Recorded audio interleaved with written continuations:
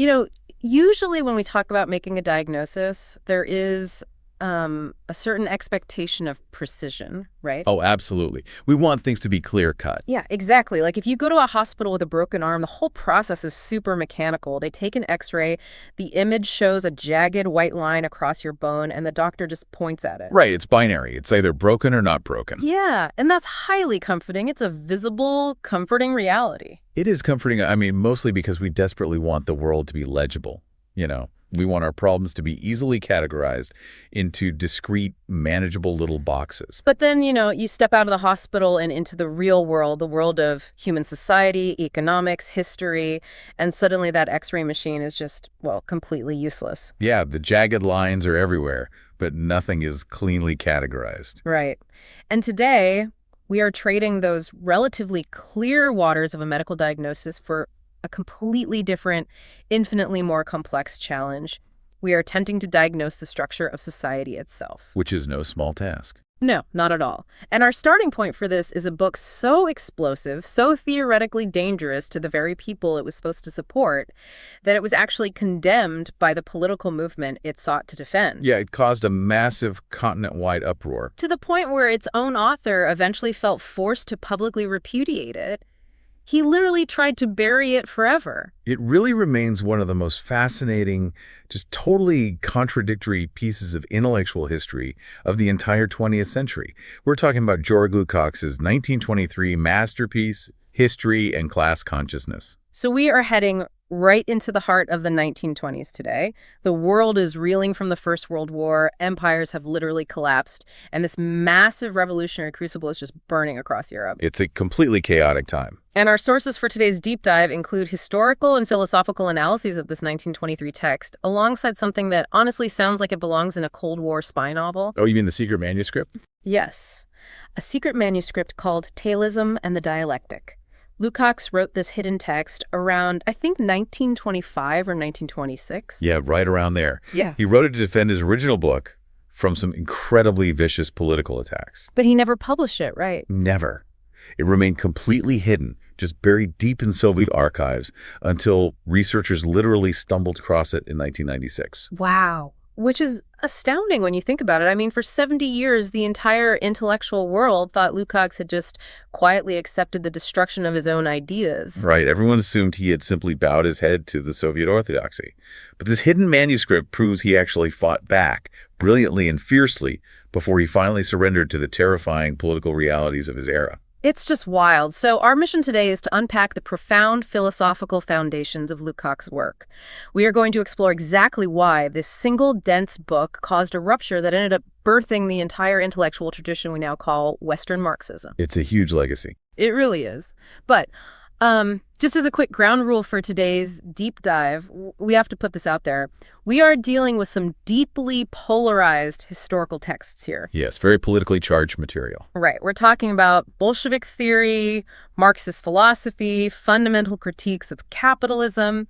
So we are here strictly as your tour guides through the architecture of these ideas. We are not acting as political advocates. Exactly. We're not taking sides, nor are we endorsing any political viewpoints, whether they originate on the left or the right. Right. Our job is simply to impartially convey and analyze the philosophical and historical logic contained in these original texts. We're just examining how these ideas functioned in their specific historical moment, how they were built and why they actually continue to influence sociology and political theory today. We're exploring the blueprint of the theory, not telling you what to think about it. So let's get right into that blueprint. I want to start with the opening essay of History in Class. He makes this deliberately provocative claim about what it actually means to be an orthodox Marxist, because at the time, being orthodox basically meant treating Karl Marx like a prophet, right? Like his every word was an indisputable law of nature. Yeah, exactly. But Lukács says that being orthodox has absolutely nothing to do with blindly believing every single conclusion Marx ever wrote down. It is a stunning, deeply subversive opening move. Because Lukács writes that even if recent scientific research somehow proved every single one of Marx's empirical facts or individual theses to be completely false. Wait, like all of them? Yeah, all of them. Say his calculations on the falling rate of profit were totally wrong or his historical timelines were off. Lukács says a true orthodox Marxist could accept all of that new research without losing their orthodoxy for a single minute. Okay, I have to stop you there because that sounds completely wild on its face. How can you claim to be an orthodox follower of any thinker if you are perfectly willing to admit that all of their actual facts and conclusions might be wrong? Right, it sounds paradoxical. Yeah. But for Lukács, orthodoxy refers exclusively to method. Ah, okay. The method. Specifically the method of the materialist dialectic. To really understand why this was such a bombshell, we have to look at the dominant Marxist thinkers of his day. You're talking about the Second International here, right? Yes, the Second International, which was this massive mainstream global socialist movement that dominated the late 19th and early 20th centuries. Okay. Thinkers like Karl Kautsky in Germany had essentially turned Marx's writings into this rigid, dogmatic science of economic determinism. Basically practicing what people call vulgar Marxism. Exactly, vulgar Marxism. They treated historical development like a set of immutable laws of physics. In their view, capitalism would eventually collapse due to its own mathematical contradictions, and socialism would just inevitably take over. Kind of like a caterpillar inevitably turns into a butterfly. Yeah, it was completely deterministic. So all you had to do was sit back, look at the economic data, and just wait for the math to do its thing. Precisely. And that is the exact attitude Lukács is attacking. He says, no, Marxism is not a crystal ball of inevitable economic laws. It is a specific way of analyzing the motion of history. So the core of orthodoxy isn't the data itself, it's the lens you look through to see the data. Exactly. And he argues that this dialectical method is inherently revolutionary. It isn't just a tool for sitting back and passively interpreting the world like a spectator in a theater. Right. The dialectic aims to change reality. It's supposed to be the unity of theory and practice. Because if you just sit back, you're just doing science, right? Yeah. Passive science. Yeah, what Lukács calls blinkered empiricism. In a purely passive scientific framework, you observe a fact, you categorize it, you write a paper on it, and you're done. You treat the fact as this isolated, fixed entity. Which was how everyone was doing things, right? Yeah, pretty much. This empiricism was the standard operating procedure for both mainstream bourgeois scientists and those dogmatic wait-and-see Marxists of the Second International. They both believed that raw data and isolated statistics basically constituted ultimate reality. And he has a really devastating critique of this obsession with raw facts.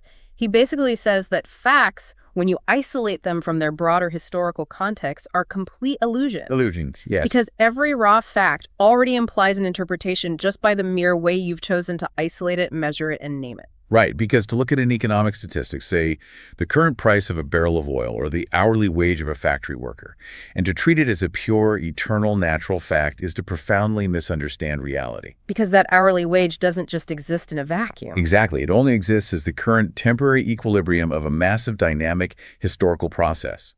It involves property law, state power, centuries of human struggles, colonialism, technological shifts. All of it. Okay, I want to use an analogy here to really make this stick for the listener. Observing isolated facts is a lot like staring at individual pixels on a massive television screen and thinking you understand the movie that's playing. Oh, that's a great way to put it. Yeah, imagine you pause a film, you walk right up to the glass, and you measure the exact brightness and color of one single red pixel. You can do that with absolute scientific precision. You have generated a perfect, undeniable fact. Right. But if you don't step back and see how that red pixel is interacting with millions of other pixels, and more importantly, how it's moving and changing over the span of 2 hours, you have absolutely no idea what story is actually being told. You're completely lost. Yeah, you might think you're looking at a beautiful sunset, but you're actually looking at a massive explosion. You are scientifically accurate about the pixel, but completely blind to the reality of the film. That analogy captures the core of Lukács' critique perfectly. Now, apply that pixel analogy to how we structure the study of human society. In modern universities, we divide human life into entirely separate, highly specialized disciplines. Oh, totally. We put economics in one building, sociology in another. Psychology is across campus, and legal history is somewhere else entirely. Right.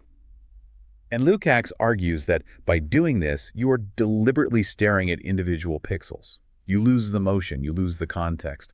You fundamentally lose the actual human story. But wait, let me play devil's advocate for a second. Specialization has brought us immense technological progress, right? We isolate things to understand how they work. So if the isolated facts aren't the ultimate reality for understanding society, how does Lukács propose we actually step back from the screen? What is his alternative to looking at the pixels? This question brings us to what is undoubtedly Lukács' most vital methodological concept and really the cornerstone of his entire philosophy. It's the concept of totality. Totality. It's a very imposing word. What does he mean by it in a practical sense? Well, in the dialectical method, the category of totality means that the various parts of society basically cannot be understood in isolation. The economic relations, the legal forms, the political institutions, the cultural norms, art, religion. They aren't just separate things. Exactly. They're not independent things that occasionally bump into each other. They are dynamic moments of a single massive whole that is constantly in motion. Oh, I see. So you literally cannot understand a legal contract without understanding the specific economic system that actually requires that contract. Right. And you can't understand that economic system without looking at the political state that holds a monopoly on violence to enforce the contract in the first place. They are all bleeding into one another. Yes, and Lukács argues that this concept of totality is what truly distinguishes Marxism from bourgeois social science. There is a very common misconception that Marxism is just the belief that, economics is the most important thing. Yeah, that's what a lot of people think. But that is vulgar Marxism. True dialectical Marxism, according to Lukács, is the insistence on the totality. Bourgeois science, by contrast, fundamentally relies on keeping these categories cleanly separated. Why, though? Why is that separation so important to bourgeois thought? I mean, surely mainstream sociologists or economists know that politics and economics affect each other, right? Why does Lukács argue that grasping the totality is an inherently revolutionary act? Because of what happens when you isolate things. If you view the separated parts of society, like the free market or the legal system or even the nuclear family, as independent entities, they start to look like eternal natural laws. Ah, like gravity. Exactly. If you only study the internal mechanics of supply and demand, the market starts to look like gravity. And you don't try to overthrow gravity, you just adapt yourself to it. Bourgeois thought, perhaps unconsciously, tends to view capitalist institutions as the permanent, natural endpoint of human evolution. But dialectical thought changes that. Yes. Dialectical thought, by using the concept of totality, reveals that these institutions are strictly historical. They are contingent. They were built by humans, they had a beginning, and therefore they can have an end. They can be transformed. Oh, I see. So if you look at the whole movie, you realize the current scene is eventually going to end. But here's where Lukács takes this a step further, and I think it's brilliant. He doesn't just say that bourgeois thinkers simply forgot to look at the big picture or that they aren't smart enough to see it. He argues that they structurally cannot grasp this totality. Right. Like their actual class standpoint physically and psychologically prevents them from doing it. That is a very crucial nuance. The sources highlight that if the bourgeoisie, the ruling capitalist class, were to truly see society as a historical, fluid process with a beginning and an end, they would essentially be forced to recognize their own historical doom. Because if the system can end, their power ends. Exactly. They would have to acknowledge that their dominance, their property, and their power are entirely temporary. And because human psychology naturally resists self-destruction, their thought is inherently trapped in the standpoint of the isolated individual just managing isolated facts. They can master the pixels, basically. Yeah, they can run incredibly complex empirical analyses on the economy, but they are structurally blocked from seeing the totality. Okay, I'm tracking the logic here. But if the bourgeoisie is fundamentally blocked from seeing the big picture because doing so threatens their very existence, who can see it? If everyone is living inside this fragmented system, who has the vantage point to actually step back and see the totality? For Lukács, there is really only one group positioned to do this, the proletariat, the working class. But why them? Why does doing manual labor or wage labor suddenly grant you like a magical philosophical vantage point? Well, it's not magic, and it definitely isn't about the workers being inherently smarter or more moral than anyone else. It's entirely about structural motivation. Okay, unpack that. For the working class, seeing the totality isn't an abstract academic exercise in a university seminar. It is a matter of sheer survival.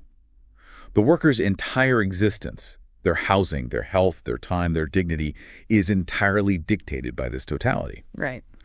Lukács argues that because the working class is at the very bottom of this specific historical structure, they are the only group whose liberation requires dismantling the entire structure. Because the capitalist wants to keep the structure and just manage it better, right? But the worker can only be free if the structure itself is dissolved. Exactly. Therefore, when the working class finally gains true self-knowledge about their own situation, that self-knowledge coincides perfectly with the knowledge of society as a whole.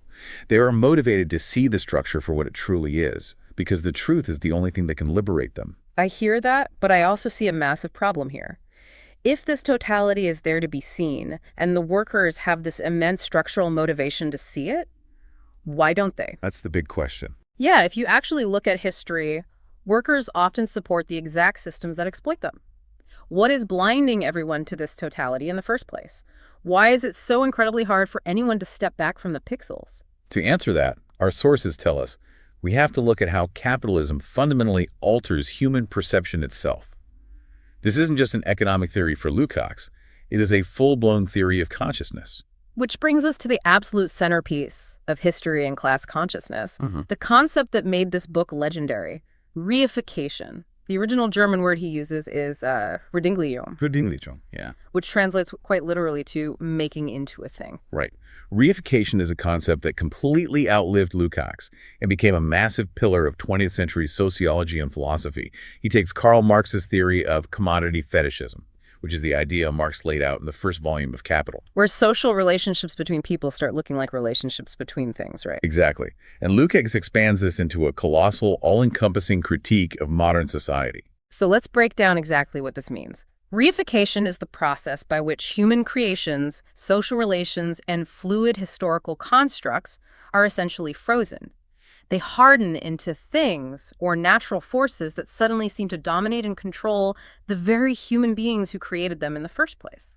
It is the creeping, suffocating sensation that the systems we built are actually alien entities ruling over us. I think we need a concrete example to really grasp this. Good idea. Let's think about the stock market. Human beings invented the stock market. Human beings program the trading algorithms, human beings write the financial regulations, and human beings execute every single trade. The market is 100% a human creation. It doesn't exist without us. But listen to how we talk about it on the news. We talk about the market like it is a weather system or some ancient temperamental god. The market is angry today. The market is reacting poorly to the news. We have to see what the market wants. Yeah, we appease the market. Right. We treat our own collective social behavior as if it is an alien natural force that we just have to survive and adapt to. That is the absolute essence of reification. We forget that we are the authors of the system. But Lukács argues this phenomenon doesn't just happen in high finance. It bleeds into every corner of human existence. It goes everywhere. It shapes the law, which ceases to be a fluid negotiation of human justice and becomes a rigid, autonomous machine that processes people like widgets. It shapes bureaucracy, where human needs, tragedies, and lives are translated into quantified data points just to be filed away. And it deeply shapes everyday life. Capitalist rationalization fundamentally transforms the human being from an active creator of their world into a passive observer of a process they feel they cannot control. And the sources highlight a particularly striking detail about how deep this goes. Reification actually alters our fundamental experience of time itself. This part blew my mind. Under industrial capitalism, Lukács argues, time loses its qualitative nature. It ceases to be about the organic flow of human experience and instead becomes a quantifiable continuum filled with things. The text says that time essentially becomes space. Wait, time becomes space. That is one of his most profound insights. To understand time becoming space, think about a pre-industrial craftsman, say a woodworker making a chair. No. The time it takes to make that chair is organic. Depends on the grain of the wood, the mood of the worker, the complexity of the design. Time flows around the task. But now, put that same task on an industrial assembly line or under modern management software that tracks employee keystrokes. Right. Suddenly that organic rhythm is completely destroyed. Exactly. The task is chopped up to fit into rigid, uniform, spatialized blocks of time. Frederick Winslow Taylor's scientific management Taylorism did exactly this. You have exactly 4.2 seconds to tighten this specific bolt. Then the belt moves. Time is no longer an experience. It is a grid. Yes. And through this process, capitalist labor severely fragments the human personality. The workers' faculties, their physical movements, their attention span, they're all detached from their total personality and turned into isolated commodities to be bought, sold, and measured. So the worker isn't a whole integrated human being anymore. They are just a hand or a unit of labor power. They are literally a component in a machine. And what is so crazy about Lukács is that he argues This fragmentation, this debriefication, is so infectious that it completely hijacked how humanity does philosophy. It absolutely did. Yeah. Lukács argues that modern bourgeois philosophy isn't just abstract navel-gazing disconnected from the real world. Totally. He says that the greatest philosophical problems of the modern era are actually just the theoretical expressions of these reified social relations. Wow. To prove this, he takes aim at Immanuel Kant. Kant is a heavy hitter. We're talking late 18th century, absolute titan of the Enlightenment. Yes, and Kant famously argued in his critique of pure reason that human beings can never actually know the thing in itself, the Ding an sich. Right, the reality behind what we can see. Exactly. Kant said we can only ever know how things appear to our sensory apparatus, how things look, feel, or sound to our human brains. But the ultimate objective reality of the universe is permanently blocked off from us. We are trapped in our own subjectivity. It's a very humbling philosophy. It says there is a hard limit to human knowledge. But Lukács looks at Kant and says, no, Kant didn't just discover a permanent biological limit to the human brain. Kant was philosophically expressing the terrifying reality of capitalist reification. It is such a brilliant sociological reading of philosophy. For Lukács, Kant's thing in itself, this alien, completely unknowable, untouchable reality, is simply the philosophical mirror of a capitalist society where human creations appear as alien, unknowable things that we cannot control. We built the economic system, but we can't grasp it. It operates behind our backs. It has become a thing in itself. Kant's philosophy is really just the despair of the reified mind realizing it cannot control the world it lives in. But didn't another heavy hitter come along and try to solve this exact problem? What about Hegel? Georg Friedrich Hegel did try to solve this split, yes. Hegel hated the idea that reality was unknowable. He argued that history is a dynamic process where a subject actually creates reality and slowly comes to understand it. And what did he call that subject? He called it the world spirit, or the absolute idea, which unfolds and realizes itself throughout human history. Hegel recognized the dialectical method history as a process of self-creation and overcoming contradictions. What Lukács says Hegel ultimately failed. Right. Why did he fail? Because Hegel's subject was a massive metaphysical fiction. The world spirit isn't a real, tangible thing. It's a philosophical ghost. It's a placeholder. Hegel had the right method history as a dynamic process of a subject coming to know itself and thereby changing reality. But he didn't have a real-world subject to plug into the equation. He was looking for the engine of history in the clouds. Let's bring this back to Earth for a second. Think about your own day-to-day. If you work in a massive modern corporation, your schedule is chopped into these 15-minute quantifiable blocks, meetings, sprints, deliverables. Yeah, the grid. You feel entirely subjected to market forces or company policy or the all-knowing algorithm.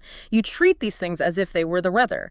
You completely forget that human beings, maybe even people sitting 3 floors above you in your own building, built this exact system. Yeah, you're fragmented. Right. You are fragmented, your time is spatialized into a grid, and you are acting as a passive observer to your own professional life. You are literally living the Kantian dilemma. The corporation is the unknowable thing in itself. That is the lived experience of reification. And that leads to the ultimate burning question of the book. If absolutely everyone from the exhausted factory worker to the billionaire CEO to the brilliant philosopher is trapped in this reified matrix, how does anyone break out? Right. Where does the momentum for actual historical change come from if we are all paralyzed? Which brings us to Lukács' grand solution, and arguably his most controversial, deeply ambitious concept, the identical subject-object of history. Okay, that sounds incredibly dense, like pure academic jargon. But you're saying it is actually a beautiful, elegant resolution to the exact problem Hegel left hanging. It really is. Lukács says we don't need to look for a mystical world spirit in the clouds. The identical subject-object of history is a real, physical, breathing entity. And that entity is? It is the proletariat, the working class. Yeah. Okay, we need to unpack this very carefully. How can a social class be both a subject and an object at the exact same time?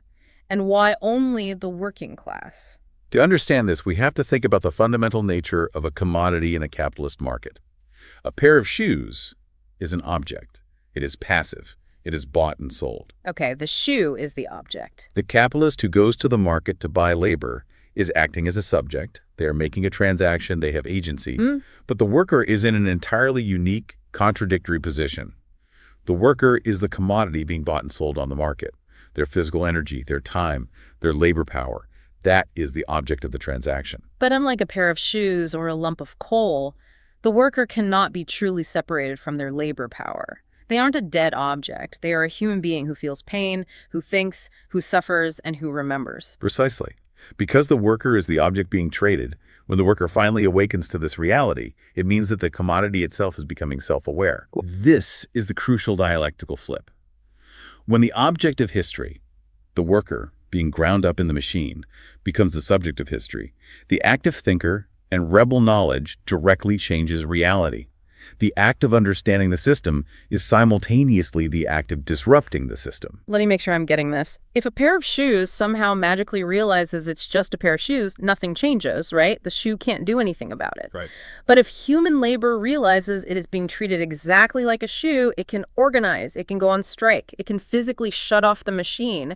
In this specific case, the knowledge isn't just data in a textbook. The knowledge itself acts as a material force that shatters the reification. You've nailed it. This is exactly how the proletariat overcomes reification. Their self-awareness breaks the illusion that the economy is a natural, unchangeable force like gravity.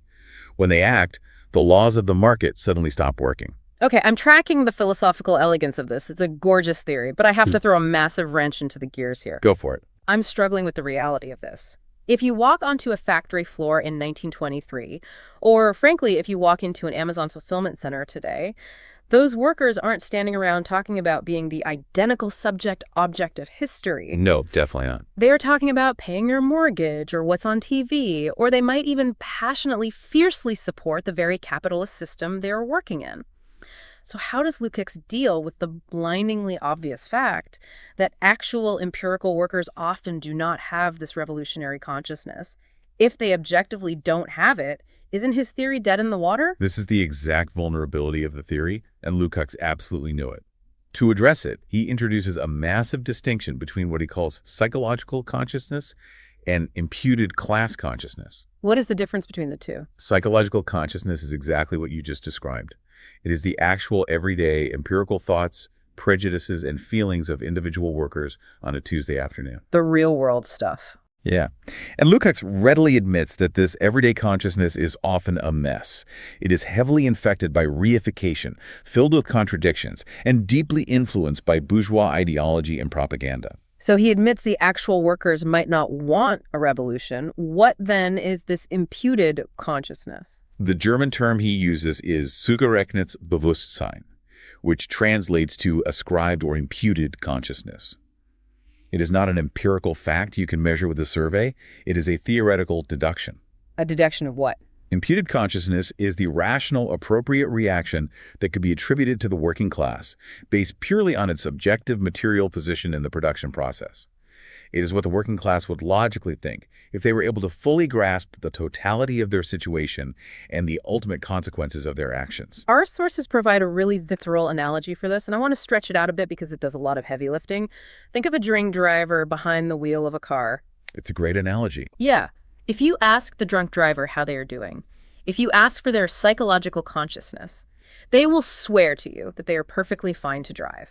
They believe it completely in that moment. Their psychological reality is that they are safe. But objectively, they are a danger to themselves and everyone around them. Exactly. So we, as outside observers, impute a different consciousness to them. We deduce that if they were sober, if they stepped back and understood the objective reality of their impaired motor skills and the physics of a 2-ton vehicle moving at 60 miles an hour, they would instantly know that driving is against their real core interests. Right. We impute a rational consciousness to them that completely contradicts their immediate, flawed, subjective perception. That is a very accurate way to understand Lukács's concept. And Lukács argues that this phenomenon of false consciousness, like the drunk driver thinking they are fine, operates very differently depending on which class you belong to. Well, for the bourgeoisie, false consciousness is an incurable structural limit. Even if a capitalist wanted to grasp the totality of the system, they can't fully do it without realizing their class needs to be abolished. Their false consciousness is permanent. Because it's tied to their survival as a class. Yes. But for the proletariat, false consciousness is merely a barrier. It's a temporary hurdle. They inherently structurally aspire toward the truth because their physical liberation actually demands it. For the worker, the truth of the system eventually sets them free. But this reliance on the imputed consciousness of the workers creates a massive practical problem. If you have a drunk driver who doesn't realize they're drunk, you need someone to physically step in and take the keys away. Yes, you do. Which brings up a huge logistical problem for Marxist theory. If the workers don't organically realize their historical role, who is supposed to take the keys? Who is supposed to teach them? This is exactly where Lukács clashes with thinkers like Rosa Luxemburg over the role of the Communist Party. Let's dive into that, because Lukács engages very deeply and respectfully with Rosa Luxemburg. She was one of the most brilliant, fierce Marxist theorists of the early 20th century. Lukács actually dedicates a significant portion of his book to praising her major economic work, The Accumulation of Capital. Why does he praise her so highly? He praises her because she finally treated capitalist economics through the lens of totality. While the dogmatic Marxists of the Second International were looking at isolated, closed-off economic models of a purely capitalist society, Luxemburg stepped back. She argued that capitalism constantly needs a non-capitalist outside to absorb its surplus and provide cheap materials, which was her brilliant explanation for imperialism. Oh, wow. And Lukács loved this because it proved the power of looking at the global historical totality. Exactly. But he doesn't agree with her on everything. When it comes to how a revolution actually happens, he has a massive fundamental critique of her approach. He does. He severely criticizes Luxemburg for underestimating the vital importance of revolutionary organization. Luxemburg had a deep, almost romantic faith in the spontaneous uprising of the masses. She believed it would just happen naturally. She believed that as the crises of capitalism deepened, as the suffering got worse, the workers would naturally, organically rise up, shake off their false consciousness, and figure out what to do in the heat of the moment through mass strikes. So she basically trusted the psychological consciousness to organically evolve into imputed consciousness. Exactly. But Lukács argues this is a deeply dangerous underestimation of the power of reification. The ideological hold of capitalism, the way it fragments our minds and makes the system seem natural, is simply too strong to just wait around for a spontaneous clarity. You cannot wait for the drunk driver to suddenly sober up while they are already speeding down the highway. So if spontaneity isn't enough, what is Lukács' solution? The Communist Party. For Lukács, the party isn't just a political club you join on the weekends, and it isn't a traditional parliamentary party trying to win votes in an election. It's something much bigger. It is a profound philosophical entity. It is the institutional form that explicitly mediates between theory and practice. The party is literally the organized physical embodiment of that imputed class consciousness. So the party is the designated driver. Yes. The party is meant to be the vanguard, consisting of those advanced workers and intellectuals who have already grasped the totality, and its sole historical job is to actively pull the rest of the working class toward that understanding. It's an active, intervening force. And this leads Lukács to a view on party discipline that frankly sounds highly paradoxical, especially to modern liberal ears, because he argues that completely subordinating yourself to the strict iron discipline of the party is actually the only path to true freedom. It sounds contradictory, I know. Yeah. I need you to walk me through the logic of how submission equals freedom. To understand it, you have to look at what Lukács thinks freedom actually means under capitalism. Yeah. He argues that the individual freedom we celebrate in capitalist societies is a complete sham. Yes, it is merely the freedom to be isolated, atomized, and entirely powerless against massive systemic forces. Yes, you are free to choose which master to sell your labor to, and you are free to choose which brand of soap to buy, but you are absolutely not free to change the economic system itself. You are alone against a hurricane. So individual freedom is just the freedom to be crushed individually. Right. Therefore, submitting your individual ego, your personal quirks, and your isolated will to the collective, unified will of the Revolutionary Party is the only way to actually become an active subject of history. By fusing with the vanguard, you gain the collective power to actually change the world. True freedom for Lukács isn't being left alone. True freedom is having the power to shape society, which absolutely requires strict discipline. Exactly.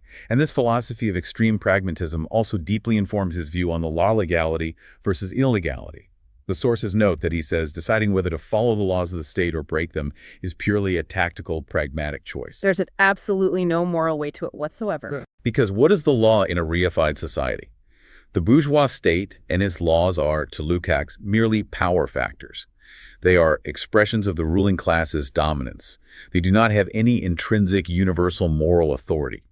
They are just the rules set up by the winners to maintain the current reified system.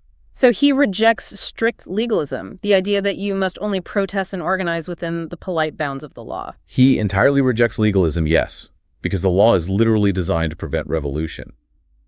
But crucially, he also rejects romantic revolutionary adventurism. What's that? That's the impulse to break the law just for the thrill of rebellion, or fetishizing violence for its own sake. You don't break windows just to feel radical. You do whatever practically coldly advances the consciousness and the material power of the working class in that specific moment. If legality helps today, you use it. If illegality is required tomorrow, you use that. Okay, I have to push back here. I see the philosophical architecture he's building, but I look at the historical consequences, and there is a terrifying gap. Let's hear it. What does this entire framework mean for the actual workers themselves? Think about the pieces he's put on the board. He says there is an imputed consciousness that is objectively more correct than what the actual workers think. And he puts the vanguard party in charge of holding that true consciousness. Doesn't this give the party a massive, terrifying blank check to claim they know what's best for the workers, even if the actual living workers completely disagree? That is the danger. Right. If the workers protest against the party can just say, oh, you are suffering from false consciousness. We represent your true imputed consciousness, so we have the right to crush your protest. You have zeroed in on the exact danger of the theory. Many critics, both his contemporaries and scholars decades later, pointed out that this specific framework inherently, almost inevitably, risks authoritarianism. If the party represents the true historical consciousness and the actual flesh and blood workers disagree with the party line, the party can easily philosophically justify suppressing those workers for their own objective good. It justifies the party substituting itself for the class. It does. Which is pretty much exactly the philosophical justification for what ended up happening under Stalinism in the Soviet Union. The state crushed the workers in the name of the workers. It is the absolute tragedy of the theory. And the great irony here is that despite this framework seemingly providing a perfect justification for a dictatorial vanguard party, Lukács's intense emphasis on human consciousness, on subjectivity, and on the active awakening of the workers completely clashed with the dominant attitude of the actual Soviet bureaucracy at the time. And that tension is what brings us to the massive backlash against him and that secret manuscript we talked about in the intro. Let's set the historical stage. The book comes out in 1923. It's now 1924, at the 5th Congress of the Communist International, the Comintern. What is the vibe in the room? The vibe is incredibly tense, defensive, and paranoid. By 1924, the massive revolutionary wave that swept across Europe after World War I has decisively failed. Everything stalled out. The German Revolution was crushed. The Hungarian Soviet Republic, which Lukács was actually a part of as Deputy Commissar for Culture, only lasted 133 days before it was violently overthrown. Furthermore, Vladimir Lenin has just died, creating a massive power vacuum in Moscow. So everyone's on edge. Very much so. The Soviet Union is isolated, devastated by civil war, and beginning to rapidly bureaucratize under figures like Grigory Zinoviev and Joseph Stalin. In this atmosphere of failure and circling wagons, Lukács's history and class consciousness is essentially put on trial. And he doesn't just get politely critiqued, he gets viciously, publicly attacked by the heavyweights of the movement. Zinoviev, who is the head of the Comintern, goes after him. Abram Debrin, who is becoming the leading Soviet philosopher, attacks him. Even his former Hungarian colleague, Laszlo Rudis, completely turns on him. They accuse him of being a philosophical idealist, a subjective philosopher, and a dangerous theoretical revisionist. Zinoviev essentially gets up at the Congress and dismisses Lukács, along with his colleague Karl Korsch, as just a bunch of professors spinning Marxist theories. Right. The Soviet orthodoxy at this point was rapidly settling into what would become known as dialectical materialism, a very rigid, mechanical, deterministic view of history. They wanted a philosophy that said socialism was scientifically, mathematically inevitable due to objective economic laws. Because they desperately needed a philosophy that justified their precarious state power as a scientific necessity, much like the laws of physics. Exactly. And then Lukács walks in and says, actually, revolution requires a subjective psychological awakening. It isn't automatic at all. It requires the deep, painful consciousness of the workers to break through reification. To the Soviets, he must have looked like a massive threat to their scientific certainty. He was a profound threat. Because if revolution relies on human consciousness, subjective action, and human will, then it is absolutely not guaranteed. It can fail. The workers might not wake up.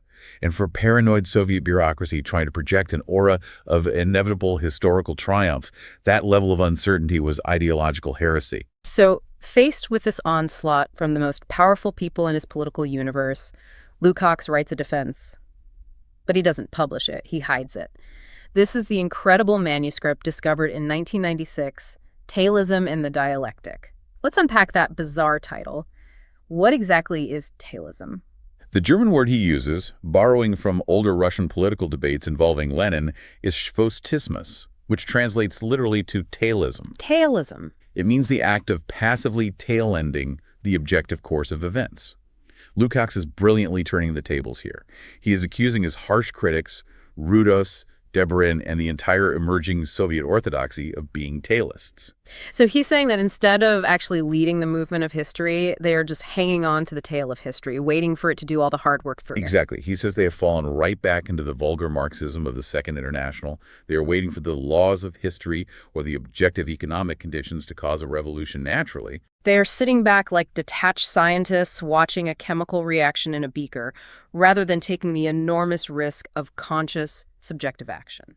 And to counter this passive wait-and-see attitude, our sources detail how he introduces the concept of the Augenblick, or the moment. The Augenblick? That sounds dramatic. It is a crucial dramatic concept. Lukács argues that history is absolutely not a smooth, organic, evolutionary escalator of progress. It doesn't just slowly tick upward.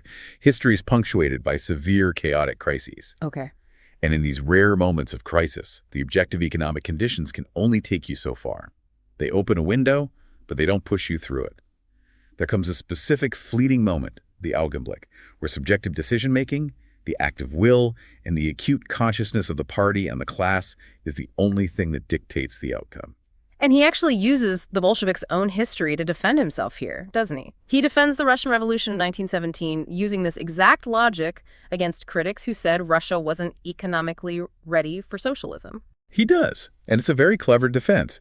He points out that Lenin and the Bolsheviks didn't just sit around waiting for Russia to organically, slowly develop into an advanced capitalist state so it could eventually, centuries later, become socialist. No, they didn't. When the crisis of World War I hit, they seized the moment.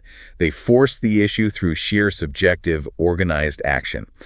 Lukács is basically saying to the Soviets, my philosophy is the only one that actually explains how you gain power in the first place. It's a brilliant counterattack. And this clash of worldviews leads to perhaps the weirdest but most philosophically significant debate between Lukács and the Orthodox Soviets. The dialectics of nature. Oh, this is a fascinating rabbit hole. Friedrich Engels, who was Karl Marx's lifelong collaborator, had written extensively arguing that dialectics, this process of contradiction, interaction, and qualitative transformation, was an absolute universal law of the natural world. Like beyond just human society. Yes. He argued you could see the dialectic in evolution in mathematics, or even just in water turning to steam as heat increases. The Orthodox Soviets absolutely loved this idea because it made Marxism into a universal hard science, just as irrefutable as physics or chemistry. But Lukács draws a hard line. He says, no, you cannot apply the dialectic to nature. Right. Lukács argues that dialectics, in the specific Marxist revolutionary sense, fundamentally requires the interaction of a subject and an object.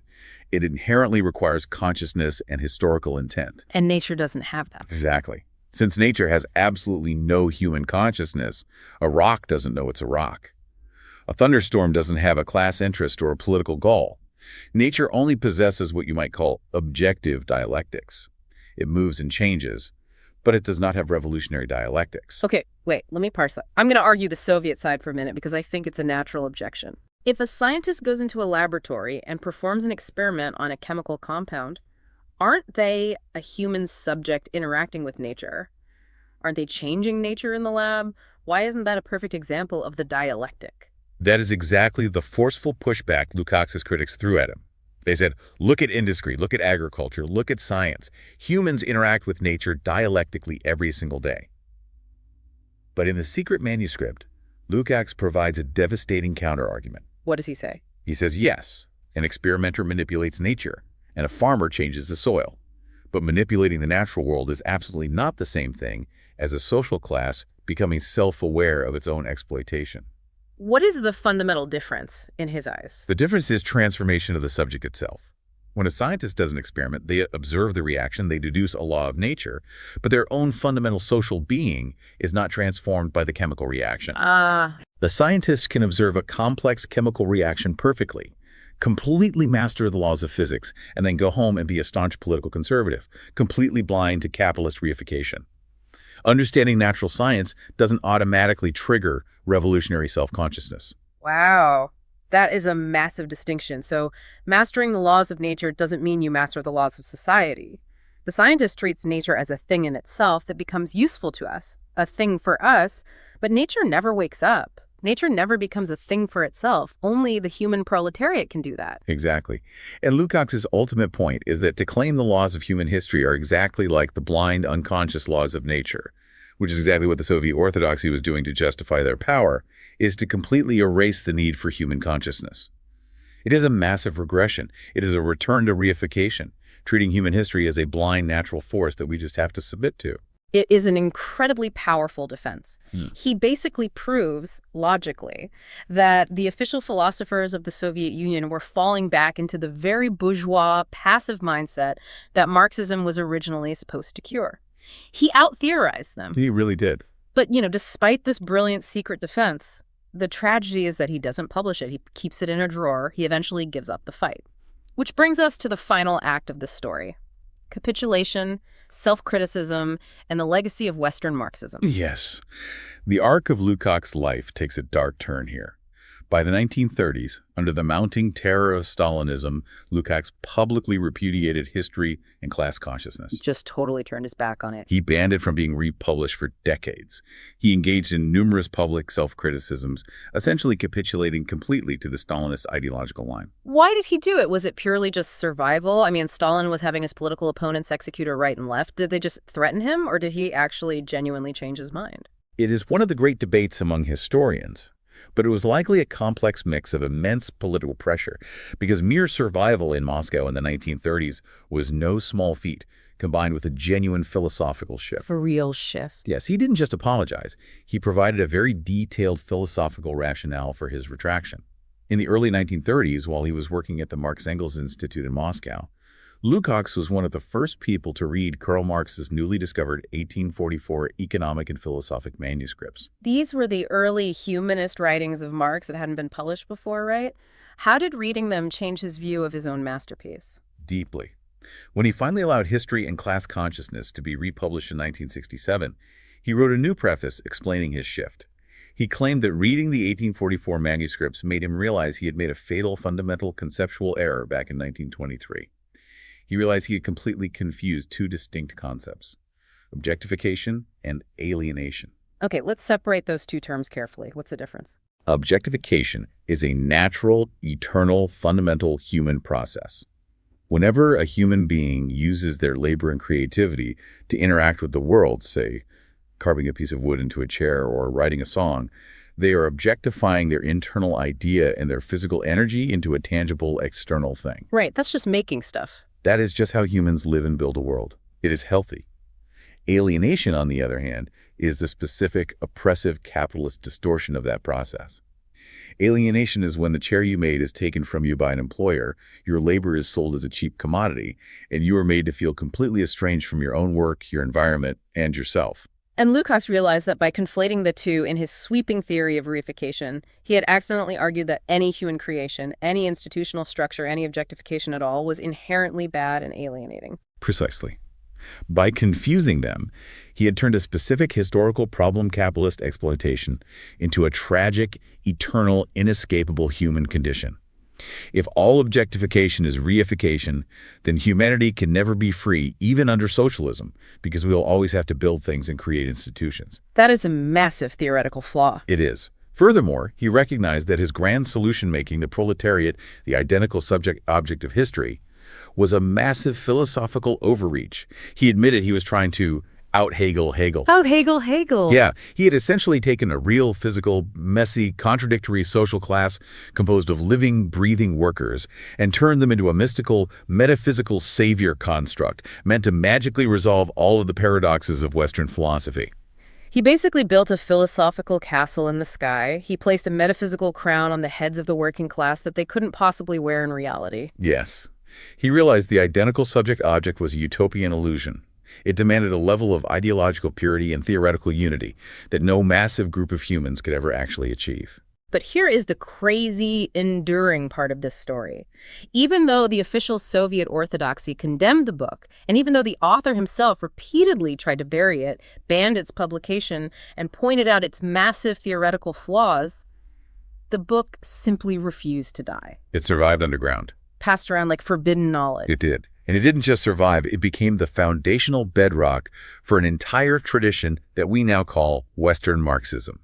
This tradition includes the famous Frankfurt School brilliant critical theorists like Theodor Adorno, Max Horkheimer, Walter Benjamin, and later Herbert Marcuse. Why, though? Why does a dense book written in 1923, which its own creator tried to disown, still matter so deeply to social thought today?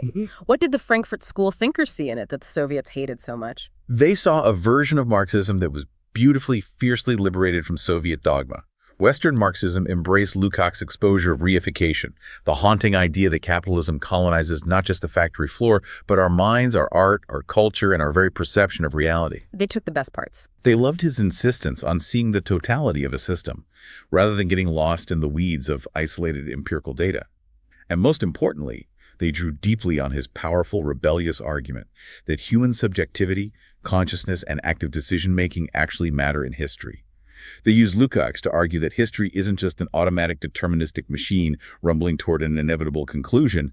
It requires conscious, thinking human subjects. So to sum up this massive, incredibly dense journey we just took, we started with Lukács' radical, subversive claim that Marxism is fundamentally a fluid method of analysis, not a rigid set of dogmas. Right. We saw how this dialectical method demands that we step back from the individual pixels and look at the totality of society, refusing to get trapped by the isolated, reified facts that bourgeois science fixates on. Which is still so relevant today. And we explored the chilling, all-encompassing concept of reification, where our own social creations freeze into alien forces that fragment our time, our labor, and our personalities.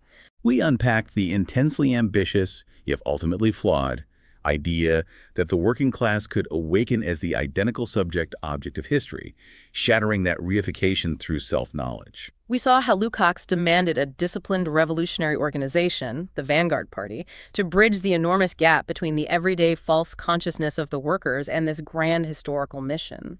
And we explored his brilliant, hidden defense of the Augenblick, the decisive, subjective moment of action against the passive, wait-and-see tailism of the emerging Soviet bureaucracy. And finally, we saw how the author's own surrender to political terror couldn't stop his ideas from inspiring entirely new generations of critical theorists.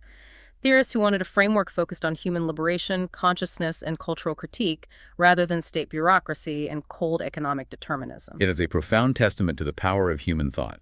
Once a truly revolutionary diagnostic idea is articulated, it takes on a life of its own, fully escaping even the control and the regrets of its creator. Which leaves us with a final thought for you to mull over as you step away from this deep dive and go back to your day. Let's try to connect Lukács' century-old concept of reification directly to the 21st century. If Lukács thought that 1920s factory assembly lines and early corporate bureaucracy turned human relations into fragmented, quantifiable things, how on earth would he view our digital capitalism today? It's a staggering, almost terrifying question to consider. Think about the era of algorithmic governance and the platform economy. Exactly. Our very desires, our friendships on social media, our attention spans, our resting heart rates on our smartwatches, they are all constantly tracked, chopped up, quantified into discrete data points, optimized by black box algorithms, and then sold back to us as targeted advertisements or curated content feeds. It's reification on steroids. Our most intimate social lives are literally reified into code that dictates our behavior. We have outsourced our social relations to server farms. And we interact with that algorithm as if it were a completely natural force, a digital weather system that we just have to adapt to. We conveniently forget that human beings sitting in corporate offices programmed it specifically to extract maximum profit from our attention.